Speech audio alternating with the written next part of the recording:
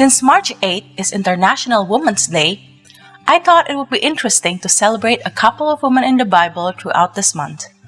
While the Bible is filled with a lot of male characters, which is understandable given that the culture of the time was very patriarchal, there are quite a number of women who are mentioned in the Bible. All of them, even the lesser known ones, those who were just mentioned once and some who are not even named, could be considered to have played a prominent role in the story of God and God's people.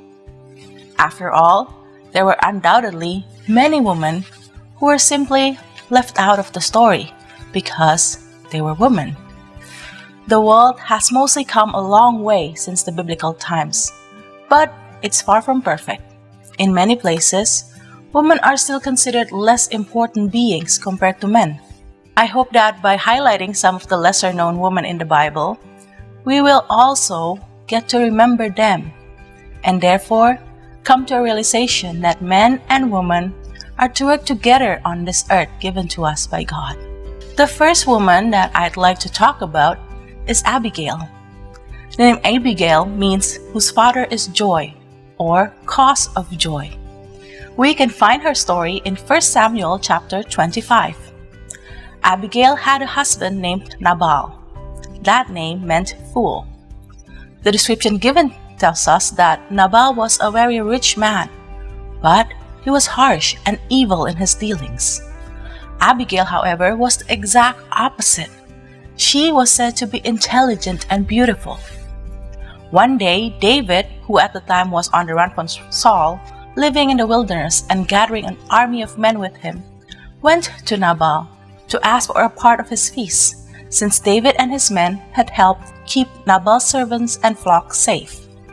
But Nabal refused to give them anything, causing David to anger, and he led his men to go to kill Nabal and his entire household. Meanwhile, Nabal's workers heard about what happened, and they knew exactly what they had to do.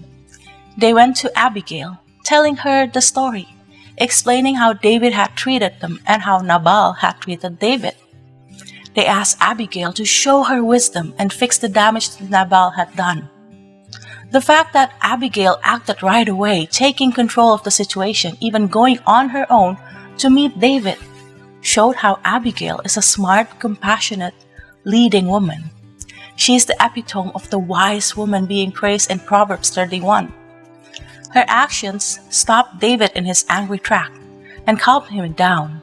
David said to Abigail in 1 Samuel 25, verse 32 and 33, "Blessed be the Lord God of Israel, who sent you to meet me today.